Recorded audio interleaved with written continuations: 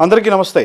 ఈరోజు మనతో ఉన్నారు ప్రముఖ జ్యోతిష జ్ఞాని, ప్రవచన శిరోమణి డాక్టర్ కందాడై మురళీకృష్ణమాచార్యులు మనతో ఉన్నారు. మాట్లాడదాం. సార్ నమస్తే. గురుగారు, ఈ మధ్యలో మకరం వాళ్ళకు కూడా బాగోలేదు, చాలా ఇబ్బందికరమైనటువంటి పరిస్థితులు ఉన్నాయి అనేటువంటిది వినిపిస్తుంది. మరి ఈ డిసెంబర్ మాసం రాబోతుంది. ఈ డిసెంబర్ మాసంలో వాళ్ళు ఎలా ఉండాలి, వాళ్ళకి పరిహారాలు ఏంటంటారు? వాళ్ళ మకర రాశి వారికి ఏలినాటి శని మొదలయ్యి ఇప్పుడు అంటే మొట్టమొదటి ఫేజ్ నడుస్తుంది. ఫస్ట్ ఫేజ్ అంటారు. ఏలినాటి శని అనేటువంటిది 3 ఫేజ్ల్లో వస్తుంది. 2.5 అంటే ఎప్పుడైతే శని 2వ ఇంటికి వస్తాడో అప్పుడు వారికి ఏలినాటి శని మొదలవుతుంది. అంటే తన జన్మ నుంచి 2వ ఇంటికి, అంటే 2వ ఇంటికి అని కాదు 12వ ఇంటికి, 12వ ఇంటికి వస్తే ఏలినాటి శని మొదలవుతుంది. తర్వాత జన్మలోకి వచ్చిన ఒక 2.5 సంవత్సరాలు, మళ్ళీ తర్వాత 2వ స్థానానికి రావడం ఇంకో 2.5 సంవత్సరాలు. ఈ మొత్తం 7.5 సంవత్సరాల కాలంలో ఏదో ఒక 2.5 సంవత్సరాలు బాగా ఇబ్బంది పెడతారు. అంటే అంటే చివరికి ఎక్కడ దాకా అంటే మనం ఏదైతే జీవితంలో ఊహించుకోవడానికి కూడా భయపడతామో అటువంటి స్థితిని చూపిస్తారు. అలాగే మంచి పనులు కూడా చేయిస్తాడు. అంటే ఇల్లు కట్టుకోవడము, పెళ్లి చేసుకోవడాలు, పెద్ద పెద్ద వాహనాలు కొనుక్కోవడాలు, వ్యాపారాలు మొదలు పెట్టడాలు, ఇవన్నీ కూడా చేయిస్తాడు. ఏలినాటి శని వచ్చింది అంటే ఇటువంటి కార్యక్రమాలన్నీ ఇంట్లో పెళ్లి జరుగుతుంది. లేదా ఏలినాటి శని నడుస్తున్నటువంటి ప్రారంభమైనటువంటి వాడు కూడా పెళ్లి అవుతుంది. అంటే ఎందుకు మరి శని అనేటువంటి వాడు శిక్షిస్తాడు కదా. అంటే శిక్ష అంటే శని దృష్టిలో శిక్ష అంటే కర్మను అనుభవింపజేసేవాడు. శనిని సమవర్తి అంటారు. యమధర్మరాజు లాగా, యమధర్మరాజు సోదరుడే కాబట్టి ఈయన కూడా సమవర్తి. అందరినీ ఒకేలా చూస్తాడు. న్యాయపాలన. ఆయన పని ఏంటంటే నేను చేసిన కర్మ నేను అనుభవించాల్సిందే. ఆయన టైం వచ్చినప్పుడు, ఆయన మన దగ్గరికి వచ్చినప్పుడు, అంటే ఏలినాటి శని వచ్చినా, సప్తమ శని, అష్టమ శని వచ్చినా, అర్ధాష్టమ శని వచ్చినా, ద్వితీయంలో వచ్చిన, శత్రుస్థానంలోకి వచ్చిన శని అనేటువంటి వాడు మన చేత కర్మను అనుభవింప చేయడానికే ఉంటాడు. అలాగే మేలు కూడా చేస్తాడు. అంటే ఉదాహరణకి ఇల్లు కట్టుకున్నాం. ఇల్లు కట్టుకోవడం అనేటువంటిది మేలు లాగా అనిపిస్తుంది, కానీ నిజంగా ఇల్లు కట్టుకోవడం మేలేనా అంటే దానికి మనం లోన్ తెచ్చుకోవాలి. లోన్ తెచ్చుకున్న తర్వాత దానికి ఈఎంఐ పే చేయాలి. శ్రమ ఒకటి. రెండోది ఏంటంటే డిసిప్లిన్ అలవాటు చేస్తారు. అంటే ఏది తిన్నా తినకపోయినా సరే నేను కమిట్మెంట్ తీసుకున్నాను, ఇల్లు కట్టుకున్నాను, నెల తిరిగే లోపల 30,000 40,000 నేను ఈఎంఐ కట్టుకోవాలి అనేటువంటి డిసిప్లిన్ అలవాటు చేసేస్తాడు. పెళ్లి చేస్తాడు.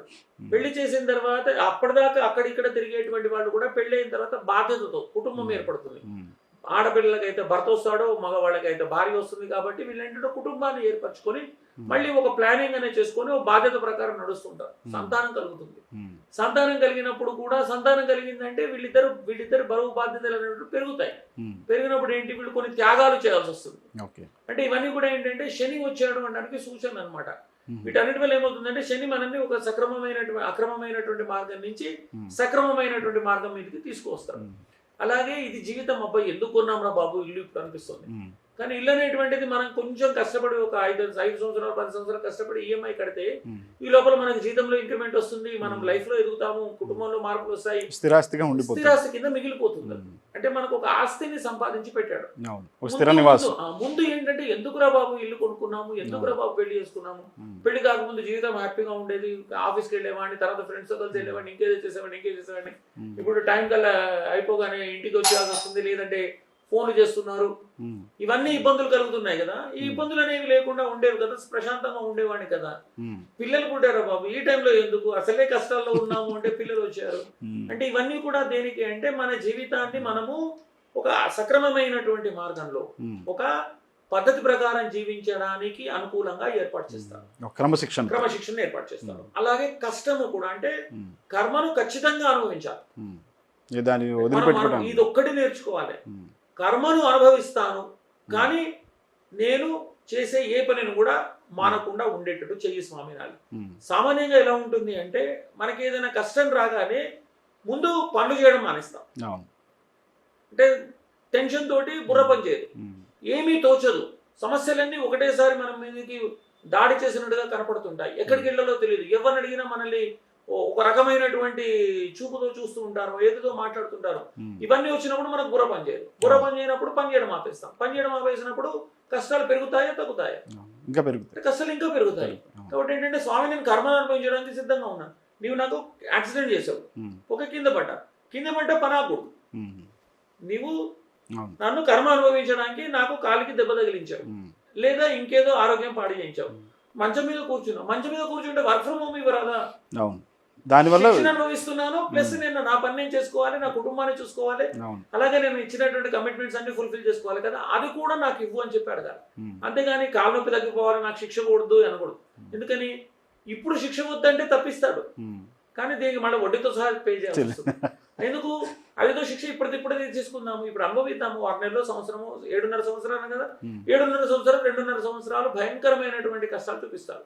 చాలా భయంగా చెప్పాను కదా, మనము జీవితంలో ఏదైతే ఊహించడానికి కూడా భయపడతామో అటువంటి సిచ్యువేషన్ తీసుకెళ్ళిపోతాను. అంటే మరణపు చెయ్యదాకా తీసుకెళ్తాడు, దాకా తీసుకెళ్లి వెనకాల తీసుకొస్తాడు, చంపడు, హాని చేయడు, ప్రాణం మీదకి తీసుకురాడు, ప్రాణం పోతుందేమో అనిపించేటువంటి స్థితిని కల్పించేస్తాడు. ప్రాణం విలువేంటనే తెలుస్తుంది. తర్వాత మన లోపల మార్పు అనేటువంటిది వస్తుంది, అమ్మో ఇది చేసినంత ఇలా జరిగింది అనేటువంటిది. అలాగే ఆర్థిక పరమైనటువంటి సమస్యలు మూకు ఒకటేసారి వచ్చేస్తాయి. అయితే ఇవన్నీ దేనికోసం వస్తాయి అంటే మనం వ్యక్తిత్వ వికాస మాట్లాడుకుంటే ఎలా ఉంటుందంటే, అసలు మన వ్యక్తిత్వం అనేటువంటిది మనకు కష్టం వచ్చినప్పుడు తెలుస్తుంది. మనకు కష్టం వచ్చినప్పుడు మన స్నేహితుల విలువ, బంధువుల విలువ ఎలా తెలుస్తుందో, మనకు కష్టం వచ్చినప్పుడే మనకు ఉండేటువంటి బలం ఎంత, బలహీనత ఏంటో తెలుస్తుంది. ఆ పరిస్థితులను ఎలా హ్యాండిల్ చేయాలి. సో కష్టం అనేది కలిగినప్పుడే దేవుడిని గట్టిగా పట్టుకోవాలి. కష్టంలో పట్టుకుంటే సుఖం వచ్చిన తర్వాత ఆయన వదిలిపెట్టాం. సుఖంలో ఉన్నప్పుడు పరమాత్మను పట్టుకుంటే ఇప్పుడు ఏం అవసరం లేదు అనుకుంటాం. అందుకే కష్టం వచ్చినప్పుడు ఏలినాటి నడిచేటప్పుడు 2.5 సంవత్సరాలు, మొదటి 2.5 సంవత్సరాలు బ్రహ్మాండంగా ఉందనుకోండి, అప్పుడు నాకు ఏలినాటి వచ్చినా నాకేం కాలేదు అనుకోకండి.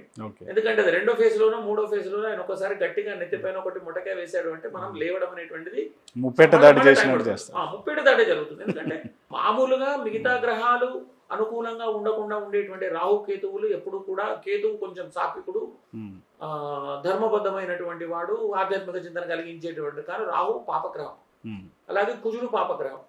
వీళ్ళిద్దరూ మనల్ని ఎప్పుడు దెబ్బ కొట్టాలని చూస్తుంటారు. అలాగే శనికి వ్యతిరేకమైనటువంటి గ్రహం రవి గ్రహం కూడా, అంటే సూర్యుడు ఆధ్యాత్మికంగా శుభగ్రహం అయినప్పటికీ జాతక రీత్యా ఆయన పాపగ్రహం. సో శనికి, రాహుకి, రవికి ఇద్దరికి పడదు. వీళ్ళిద్దరు ఒకరినొకరు చూసుకుంటున్నారు అంటే జాతకుడికి ఇబ్బందికరమైనటువంటి పరిస్థితి. కాబట్టి మిగతా గ్రహాలు అనేటువంటి ఎప్పుడు దెబ్బ కొట్టాలన్నా చూస్తుంటాయి, వాళ్ళ నుంచి కాపాడేటువంటి వాడు కూడా శని.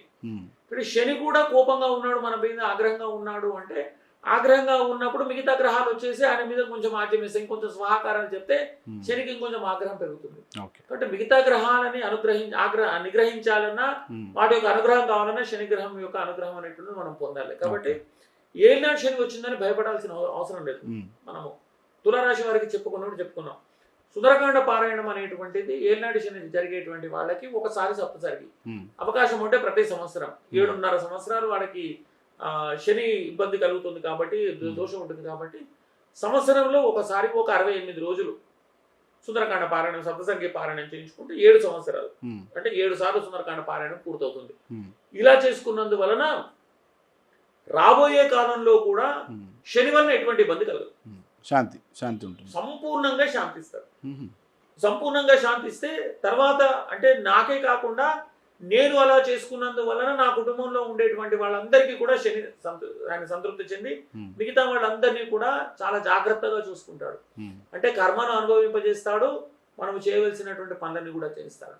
అలాగే ఈ రాశి వారు, మకర రాశి వారు సుందరకాండ పారాయణం చేస్తూ హనుమంతుడి దేవాలయ సందర్శన చేస్తూ వీళ్ళు అవకాశం ఉంటే ఒక 21 రోజులు మధ్యలో 21 రోజుల పాటు హనుమంతుడి గుడికి వెళ్ళి ఒక 21 ప్రదక్షిణాలు, ఏకధాటిగా వరుసగా 21 రోజులు వెళ్ళి 21 సార్లు 21 ప్రదక్షిణలు, అవకాశం ఉంటే సాయంత్రం కూడా, అవకాశం లేకపోతే ఉదయం అలా వెళ్ళినప్పుడు ఒక 21 మిరియాలు తీసుకొని ప్రదక్షిణం చేస్తూ, ఒక ప్రదక్షిణ అయిపోగానే ఒక మిరియం కింద పడేయాలి. అంటే ఇది కౌంట్ కోసం అనుకోవచ్చు.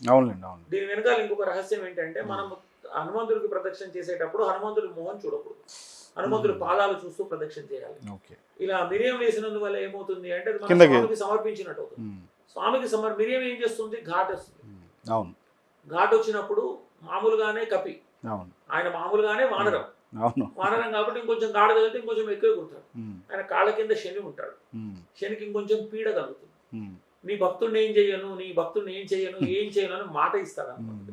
అలా హనుమంతుడి అనుగ్రహం వలన శని గ్రహం యొక్క ఆగ్రహం తగ్గించుకోవడానికి ఇది ఒక చాలా చిన్న ప్రక్రియ. ఇక్కడ స్వామి ధ్వజస్తంభం నుంచి ప్రారంభం, ధ్వజస్తంభం నుంచి హనుమంతుడి గుడి చుట్టూ, హనుమంతుడు ధ్వజస్తంభం దగ్గర వదిలేరు.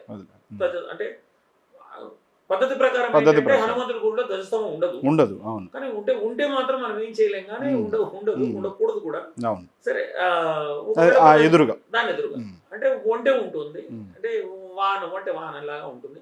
ధ్వజస్తంభం అంటే గరుత్మంతుడు ఉన్నాడు అని చెప్పడానికి ధ్వజస్తంభం పెడతారు. అంటే ధ్వజస్తంభం అనేటువంటిది ఆకాశం దాకా ఉంటుంది. గరుత్మంతుడి పైన, ప్లస్ ఆయన చుట్టూ ఎప్పుడు పహార కాస్తుంటాడు కాబట్టి మిగతా ఎవరికి ఏ దేవుడికి కూడా ధ్వజస్తంభం ఉండదు. కాకపోతే కలియుగంలో మనం చెప్పకూడదు, అన్ని దేవాలయాల్లోనూ అంటే మన మతం కాదు, మన కులం కానటువంటి వాళ్ళు కూడా వాళ్ళ దగ్గర కూడా వెళ్ళి అక్కడ కూడా ధ్వజస్తంభాలు పెడుతున్నారు. అంటే మనం అంటే కలియుగంలో ఇవే వాటికే ప్రాధాన్యత ఎక్కువ కాబట్టి హనుమంతుడికి 21 ప్రదక్షిణలు చేసి అవకాశం ఉన్నప్పుడు ఏదన్నా మంత్రం జపించాలంటారా? బుద్ధిర్బలం యశోధైర్యం నిర్భయత్వం అరోగత అజాడ్యం వాక్పటుత్వంచ హనుమ స్మరణ. బుద్ధి ఇస్తాడు, బలం ఇస్తాడు, యశస్సు ఇస్తాడు, ధైర్యం ఇస్తాడు, అన్ని ఇస్తాడు. బుద్ధి, బలము, యశస్సు, ధైర్యం, అజాడ్యం, లేజినెస్, లెథర్జీ అంటారు కదా, బద్ధకాన్ని వదిలించి తర్వాత మనకు వాక్పటుత్వం, మంచి మాటని ఇస్తాడు. అందుకే హనుమంతుడిని ఒక్కడిని పట్టుకుంటే చాలు, మనకి కావలసినవన్నీ సమకూరుతాయి. కాబట్టి మకర రాశి వారు కూడా హనుమంతుడి ఆరాధన చేస్తే, ఏలినాటి శని జరుగుతుంది కాబట్టి ఒక హనుమంతుడి ఆరాధన చేస్తే శని గ్రహం యొక్క ఆగ్రహం తగ్గి ఆయన అనుగ్రహం అనేటువంటిది ఖచ్చితంగా కలుగుతుంది. థ్యాంక్ యూ గురుగారు.